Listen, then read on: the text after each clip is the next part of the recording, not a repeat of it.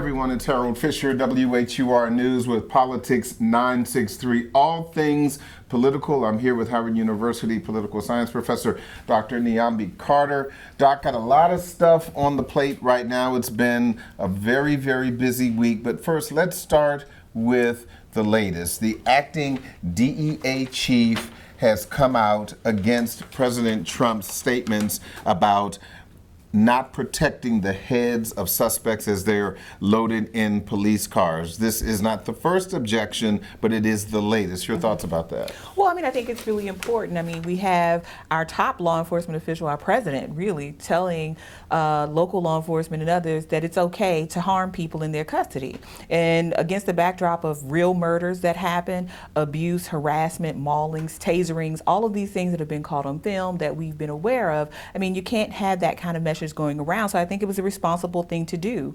We can say it's a joke, but we don't know that. And we don't know how law enforcement is going to heed that in the street when we see all of these abuses of power without presidential authorization. So to have the leader of the country telling law enforcement that it's okay to abuse people who have not been convicted of anything, mind you, but who are in their custody, that it's okay to hurt them, to bang their heads. This is really dangerous stuff. So, it was the only right and responsible thing to do. Obviously, someone did not remind the president about the death of Freddie Gray. A rough ride was the thing that killed him. So obviously this is something that is a sore point for a lot of people. Absolutely, and it ought to be. We still have a police shooting of a mentally ill person in New York City just today. So we have to be very thoughtful about this. The president needs to be thoughtful about the words that he chooses, whether he's speaking to law enforcement or anyone else. We don't want to live in a country where it's okay for police or anybody else to be able to harm communities, particularly communities of color that are under increased police scrutiny and are more likely to be engaged in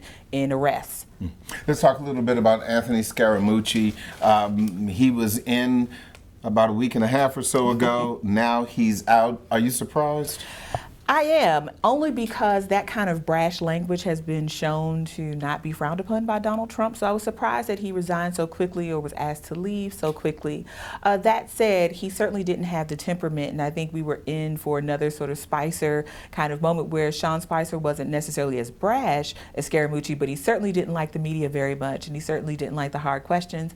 And also, you're about to be in a situation where you're going to have another set of SNL impersonations and all of this sort of joke making about what is a really very serious office. This is the person who's the public face of the president's agenda. So if no one is taking this person seriously, it's kind of hard for them to do their job. So I think Donald Trump probably decided, and rightly so, that this is probably not the person that has the temperament for the job. And now we have retired Marine General John Kelly as Chief of Staff. It was reported that he was also instrumental in removing Anthony Scaramucci as Communications Director. Also, Ivanka Trump, the president's daughter, it's been reported that she also objected to that. But to the point, John Kelly, is he going to be able to right this ship?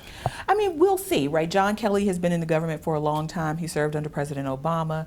I think he's been in the military for something like 40 years. So he definitely has, I think, the skill set to run that office. But in part, Scaramucci didn't understand the chain of command, and Kelly was going to be his boss, for lack of a better term. And he was saying how he doesn't have to report to the chief of staff. He reports directly to the president. So I think that was going to be a personality conflict. And I think one of the things that John Kelly wanted was assurances that he had the ability to run that office in the way that he saw fit. So I think he will. I think he will be a steadying presence, provided that he is allowed to do his job. And we don't know that Donald Trump is going to step aside long enough to allow him to do that. Well, we had a scandal last week. We had a scandal this week. Who knows what's going to happen next week, of course, with the Trump administration. All the while, we're still wondering how things are going to work out on Capitol Hill with legislative work. So, of course, we're going to keep an eye on that.